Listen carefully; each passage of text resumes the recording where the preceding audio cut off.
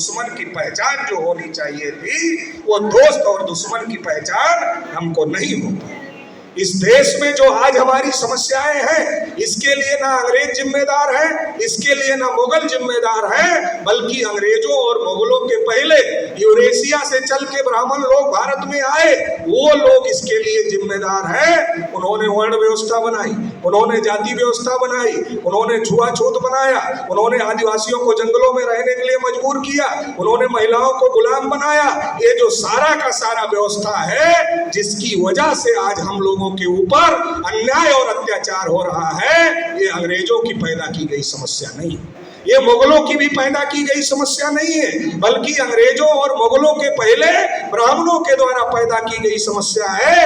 एकलव्य की कहानी आप लोगों ने सुनी होगी। एकलव्य गुरु द्रोणाचार्य के पास जाते हैं, गुरु द्रोणाचार्य को पूछते हैं कि गुरुजी, हम भी धनुर्विद्या सीखना चाहते हैं। तो गुरु द्रोणाचार्य कहते हैं, तुम्हारा कुल क्या है, तुम्हारा गोत्र क्या है?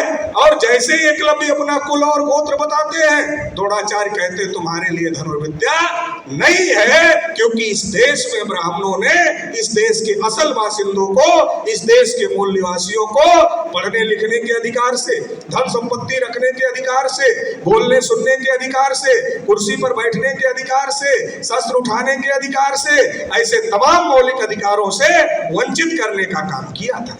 और जब एकलव्य स्वतः अभ्यास करते हैं, स्वतः प्रयास करते हैं, तो क्या होता है? एकलव्य दुनिया के सबसे बड़े धनुर्धर बन जाते हैं। जो विद्या एकलव्य को आती है, वो द्रोणाचार्य को भी नहीं आती है। तो द्रोणाचार्य छल करते हैं, कपट करते हैं, और छल कपट करके एकलव्य को कहते हैं कि तुमने हमें गुरु माना, दक्षिणा नहीं दिया। हमारा आदमी भोला भाला सीधा साधा होता है, बहकावे में आ जाता है। कहा क्या चाहिए गुरुजी? कहा जो मांगेंगे वो दोगे? कहा देंगे।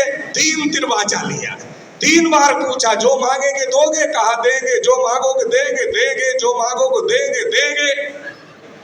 तो कहा दाहिने हाथ का अंगूठा चाहिए। अब एकलव्य, अब द्रोणाचार्य शाकाहारी थे कि मांसाहारी थे मुझे नहीं पता, पता नहीं आप लोगों को पता है कि नहीं पता है।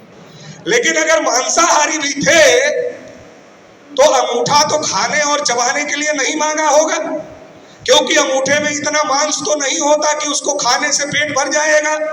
इसका मतलब है साजिश थी कि अगर एकलव्य का दाहिने हाथ का अंगूठा कट जाएगा तो कभी धनुष नहीं चला पाएगा। तो ये जो साजिश इस देश में हुई, वो साजिश अंग्रेजों और मुगलों ने नहीं, उनसे पहले आकर ब्राह्मणों ने किया, और इस देश में हम लोगों को अधिकार वंचित करने का काम किया। ओबीसी के लोगों को शूद्र घोषित किया, शेड्यूल कास्ट के लोगों को अछूत घोषित किया, आदिवासियों को जंगलों में रहने के लिए मजबूर किया।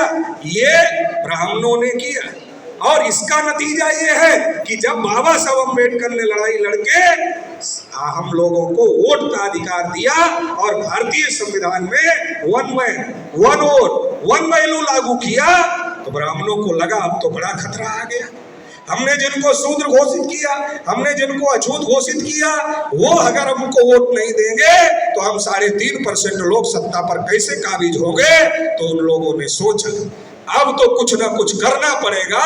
तो जो ब्राह्मण ये कहते थे कि हम हिंदू नहीं है, और जजिया कर जब मुगलों ने लगाया तो ब्राह्मणों ने मुगलों का महल घेर लिया और कहा हम हिंदू नहीं है। सत्यार्थ प्रकाश में दयानंद सरस्वती ने लिखा कि हिंदू गाली है, हम हिंदू नहीं है, और इसलिए उन्होंने आर्य समाज नाम का संगठन बनाया।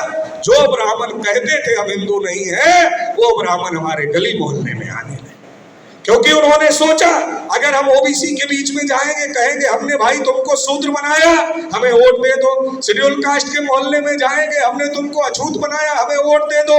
आदिवासी के मोहल्ले में जाएंगे, हमने तुमको जंगलों में रहने के लिए मजबूर किया, हमें वोट दे दो। तो अपना ओबीसी SC ST का आदमी क्या कहेगा? यही तो ढूंढ रहे थे कौन